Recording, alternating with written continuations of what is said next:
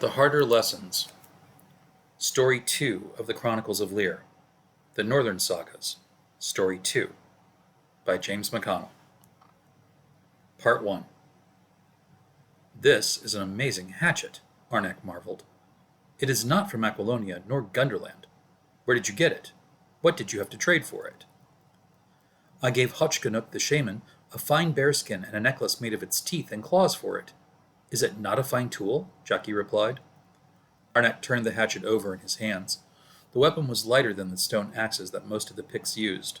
It was thin, but bound with a tightly woven leather cord grip. The head of the hatchet was of rare and shiny metal. The steel had been wrought with expert precision. The edge was sharp, and the rear of the hatchet head flared out and was artistically rendered to resemble an owl. The skill and material were both evidence that this was no work of Pictland.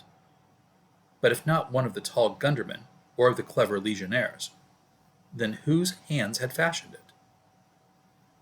He plucked it from some battle, Arnak asked. Nay, he has a slave, a Cimmerian blacksmith and shaman, that shapes metal for him, Jackie replied. Cimmerian?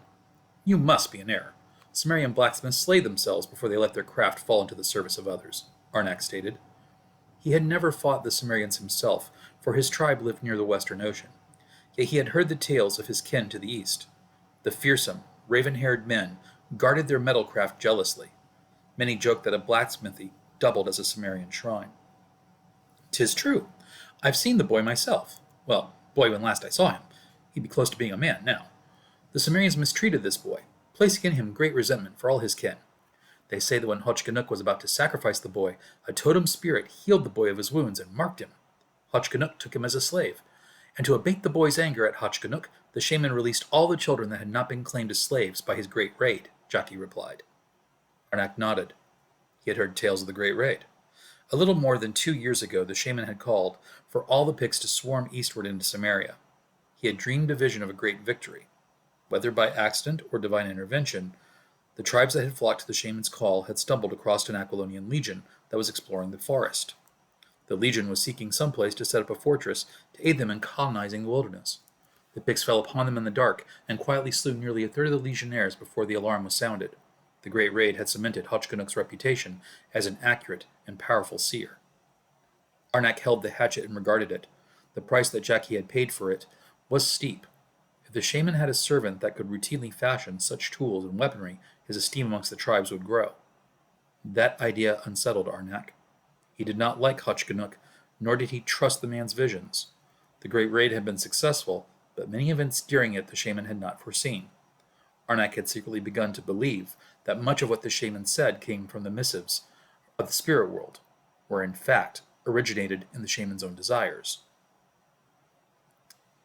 It is a good hatchet, surely. He also traded you the tools to maintain it? Arnak asked. The smith was insistent upon it, Jackie said. He produced a sharpening stone, cloths, and clay vials filled with oil. The way the Cimmerian demanded I care for it, you'd think it was a baby. Indeed, Arnak outwardly agreed. Inwardly, he noted that it had been the Cimmerian, not the shaman, that demanded that Jackie take along the tools needed to maintain the steel's edge and keep it free from rust. The foreigner may have left Cimmeria behind, but he still carried it with him in his heart. Where is it that Hotchkanook and his tribe are camping? Arnak asked.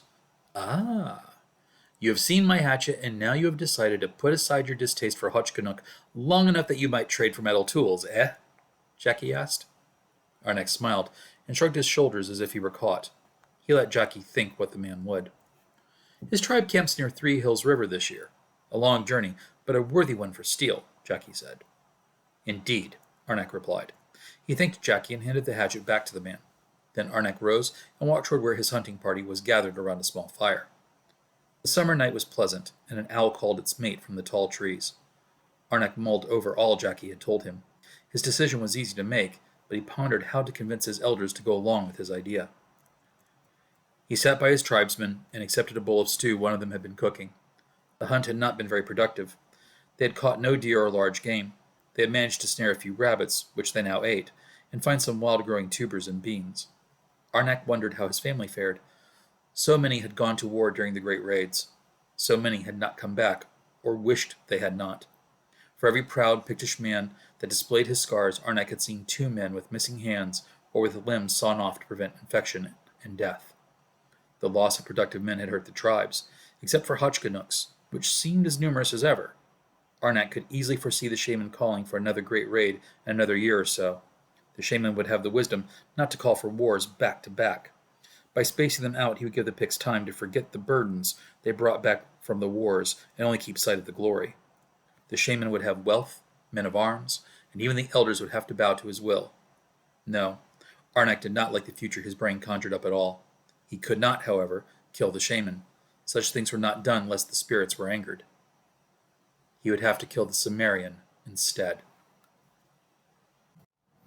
The next morning, Arnak awoke earlier than his companions. He walked away from the camp to make water and move his bowels. Bearing the waste with a camp spade, he washed his hands with water from a gourd and a small bar of soap. Outsiders thought the Picts dirty and animalistic. The Gundermen claimed that Picts did not bathe. The truth was simply that the Picts had different bathing methods. Since Arnak's tribe dwelt near the coast, they would trade with the occasional brave Zingaran or Argosian merchant that wandered the coast looking for riches or places to land a settlement. The settlements never lasted and the riches were never found. Yet, from those ships, some small elements of change came to the Pictish way of life. It was from an adventurous sailor that Arnak had learned the blend he used for soap. Soap had already been known to the Picts, but the only source they had of it was a very basic kind. The tallow of animal fats and perhaps the roots of the soaproot plant were the main sources. Though it aided in wiping away grime, it left a bit of an odor. One adventurous tradesman had introduced Arnak to soap that was blended with herbs and flowers, particularly lilacs. Some of his fellow hunters teased Arnak that he now smelled like a woman, but he had proven his worth in hunts and battles, so they did not tease him often. Arnak's blend used tallow, lye, and to give it scent, he had added honey and agrimony.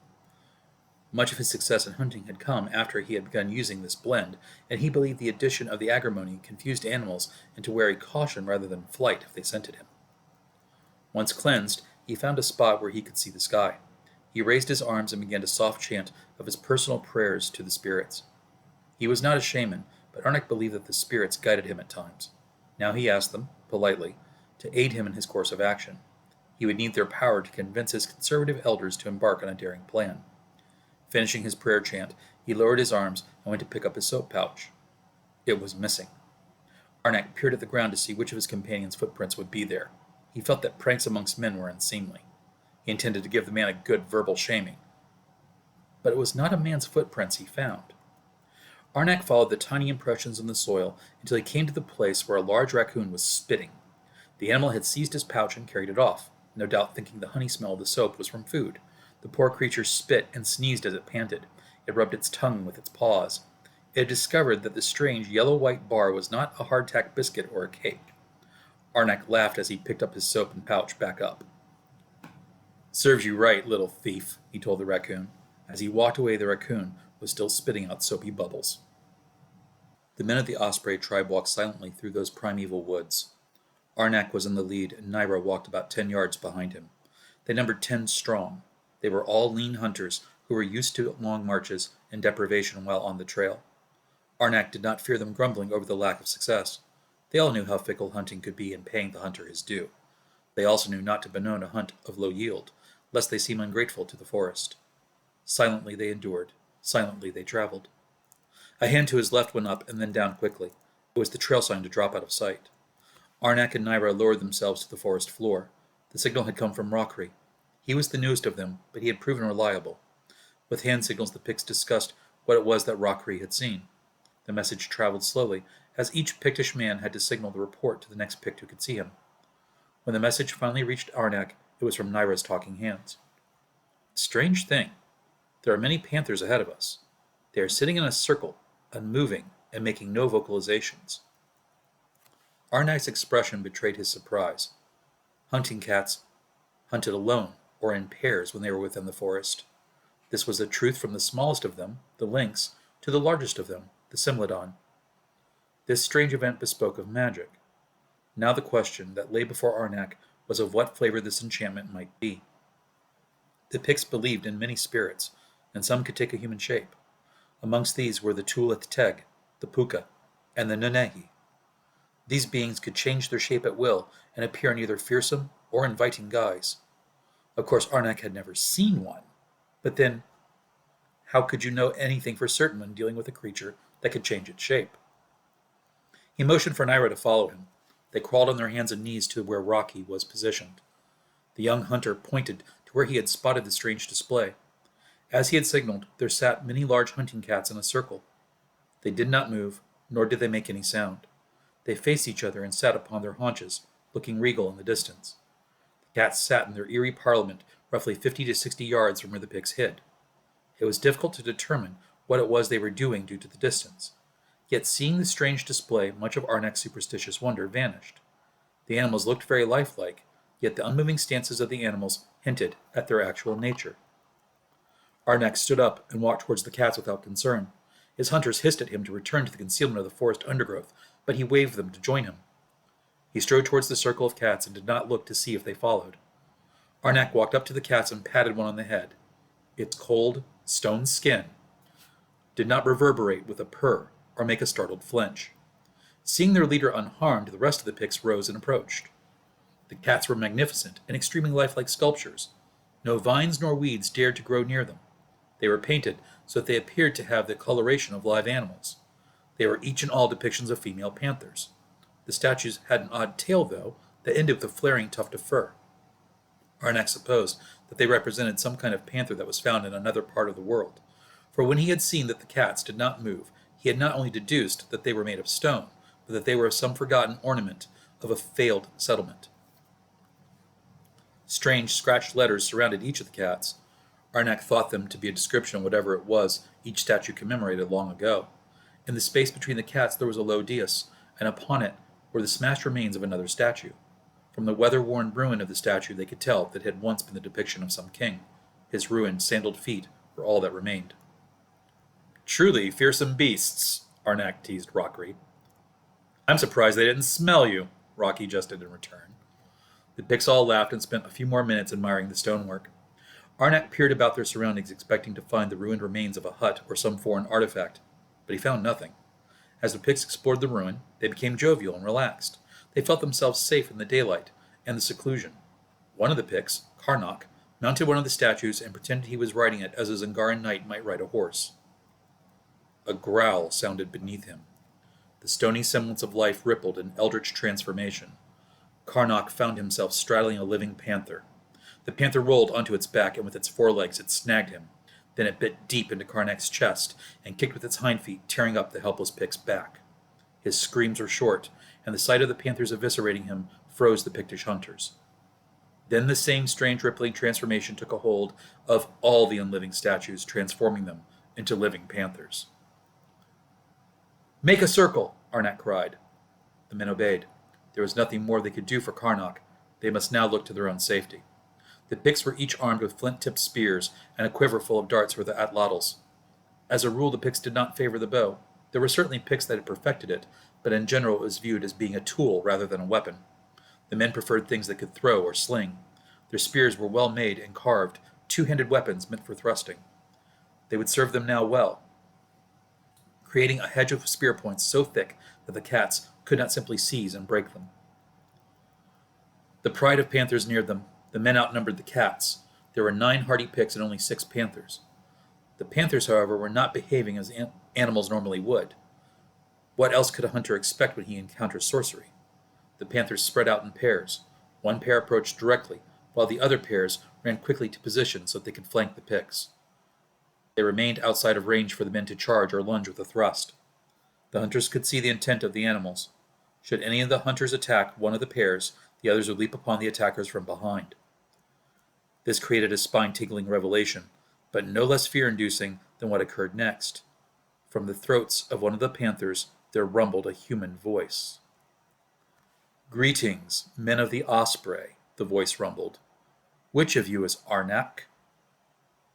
"I am Arnak," Arnak said bravely. "What manner of demon are you?"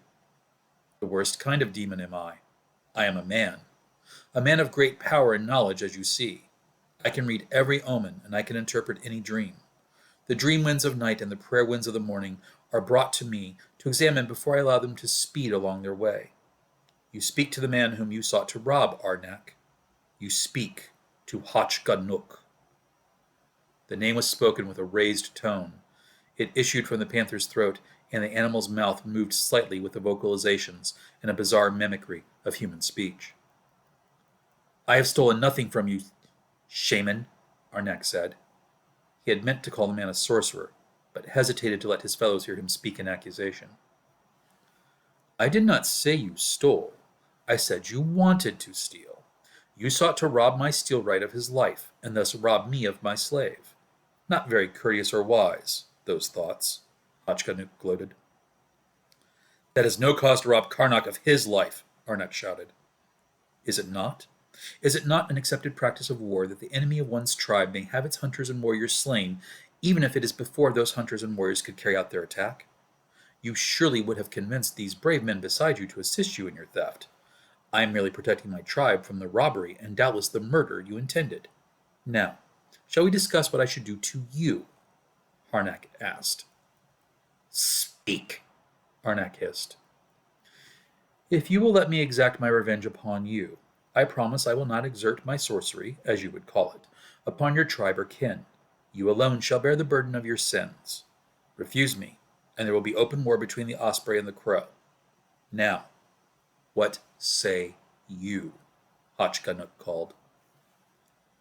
Arnak looked to his men. They faced him impassively. Yet even a stoic Pict has uncontrollable tics that betray their fears and doubts to those that know them. Arnak could read the resignation in the older men and the secret fear of bloody death in the younger ones. They would do whatever he commanded. They hoped he would assent to the shaman's demands. I accept, Arnak said. Excellent. Lay down your arms and step away from the hunters, Hachkanuk commanded. This Arnak did and walked towards the panthers. The cats ignored him, keeping their eyes upon the hunters. When Arnak was past the great cats, the shaman spoke to the hunters. You men shall leave now. Tell all you meet of my justice and my mercy, Hachkanuk commanded. The hunters left, giving concerned looks to the man they were leaving behind. The panthers now formed a ring about Arnak and nudged him to walk in a northerly direction. The animals continued along their path with their captive for several miles, not allowing him to rest. With his armaments left behind, Arnak feared that he would have no way to defend himself when the shaman commanded his panthers to devour him. Yet this did not occur. They marched him along into the wee hours of the night, up an ever-ascending forest, and towards a mountain that he had seen once before the panthers had directed him. It was very difficult travel, made more so by the dark. 3 days passed with the large predators as his escorts. For Arnak the journey alternated between terror and surreality. When the captive ascended a tall forested hill, he saw before him a village. There was a longhouse with a plume of smoke rising into the air from its hearth. Huts surrounded the perimeter of the camp. They were made of wood with thatched roofs, and the pillars of their door frames were finely carved with images of animals and heroes from the past. From the distance of the hill, the village appeared to be possessed of the same character as Arnak's own. Children ran about the village, playing a stick and ball game. The boys did not spare their rivals any measure as they stick-checked the opposing team. Women walked amongst the villagers, but Arnak noticed that the women were elderly. There seemed to be no young women amongst the villagers. Every woman he saw had graying hair or a mane of snow-white locks. He had not heard of any village in this location. He looked with curiosity and suspicion upon the scene before him. Then his eyes fell upon a horrid sight. The Picts were not gentle with their enemies.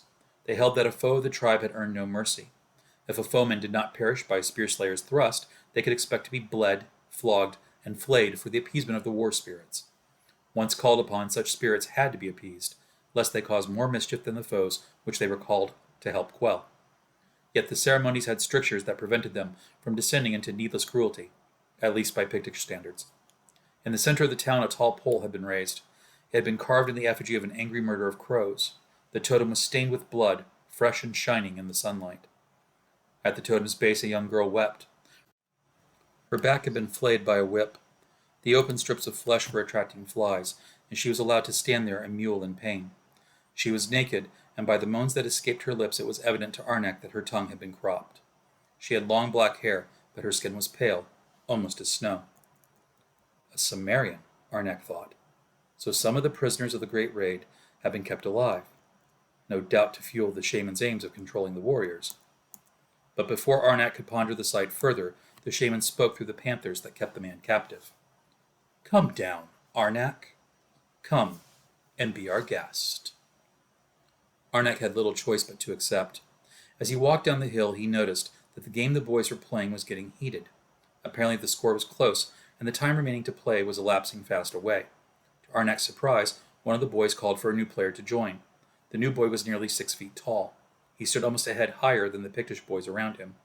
About his neck there was a leather collar that denoted he was a slave, and his back was covered in old scars. The boy was nearly a man, yet still possessed a measure of insecurity that Arnak could see in his stride. A passing Pictish boy came out of the game and handed the slave a stick. The slave said something that Arnak could not hear, but the Pictish boy shoved him into the game. Soon the Cimmerian lad was aiding his team in a push towards the goal. He was skilled enough with the netted stick to catch the ball when it flew in the air and to bat it along the ground, but he had little aim for scoring. No, the Cimmerian had been drafted into the team for his sheer size. He aided the more nimble members of his team by checking and shoving aside defenders. It was not long until the Cimmerian's team scored with a flick of the ball into the waiting net. Arnak was near enough to them now to hear their speech. The Pictish boy, who had pushed the Cimmerian into the game, was taking back his stick. "Good play, Lear," the Pict said. "It helps that I had a well-cared-for stick, Calukar," the Cimmerian replied. "You still run like a pregnant doe," Calukar teased. "And you sound like a braying dog," Lear countered. Other Pictish boys passed by, but did not thank the Cimmerian. They ignored him at best, and a few tried to bump into him or trip him. That did not produce the effect that they would have hoped for. The Cimmerian's arms were thick with corded muscle, and his chest was broad.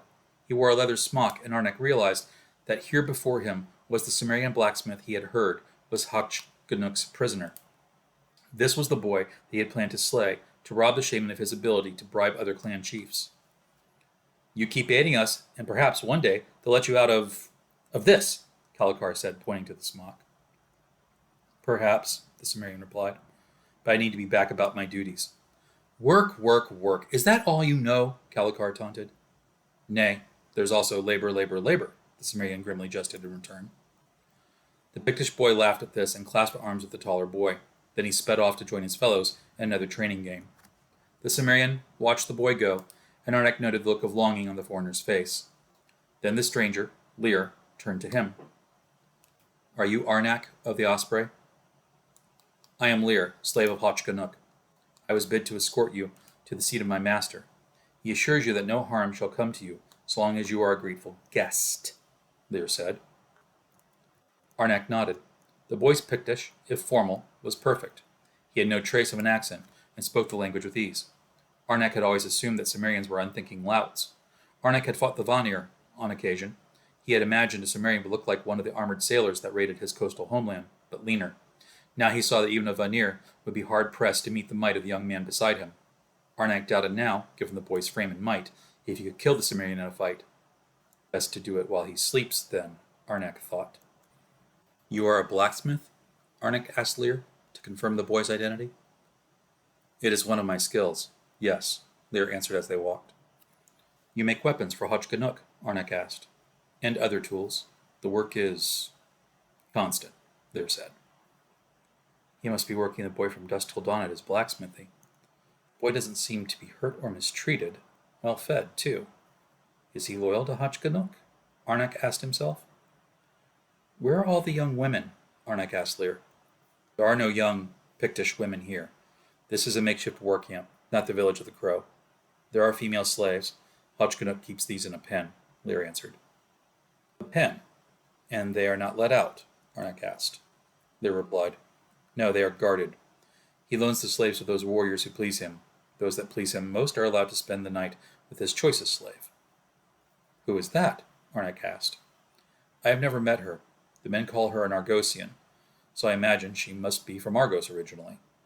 They say she has white hair the color of snow, but not like the hair that you see on older women. She comes to them in the dark of the cave in which she is kept, and her hair is all they see. I have often thought it must be a wig or some costume, probably to appease the spirits of the cave," Lear said. "Are you always this open with your thoughts?" Arnak asked. "Only with those that, like myself, are the guests of Hachganuk," Lear replied. "Do you hate the man?" Arnak asked. He had not missed the tone in the Cimmerian's use of the word guest. "I am not foolish enough to answer that question. Besides, the answer is obvious. What slave loves their captors?" You seemed to like Kalikar well enough, Arnak said. Sons are not to blame for the sins of their fathers, Lear replied. The answer surprised Arnak. He had been told the Cimmerians were vengeful. He asked Lear, "What if someday you have to kill him in battle?" "Crom willing, that day will never come. But if it does, I will strike quickly so he does not suffer, and see that his wife is cared for." Lear said in the same tone that a man would use to discuss the weather or news of an unfortunate mishap. Arnak could see the boy had pondered the future event and accepted that it was a possibility. "You are not what I expected of Cimmerians," Arnak said. "Hm, the Cimmerians would agree with you," Lear replied bitterly. They arrived now at the shaman's hut. Outside of the home a Pict stood guard. He was an older man who had seen many hunts in the past. Yediktol was his name. Yediktol wore a necklace of bones and shells. His face was painted, and along the sides of his chest there were scars, but not the ritual marks of a spear slayer. Arnak wondered why the man had been denied the honor. "I have brought Arnak of the Osprey, as bidden," Lear said. "Back to your work, slave," Yediktol commanded him derisively. "Of course," Lear replied. He walked away, and the last Arnak saw of him, before being ushered into the hut, was the Cimmerian tossing his hammer from hand to hand, no doubt imagined using the hammer on Yadikthol's skull.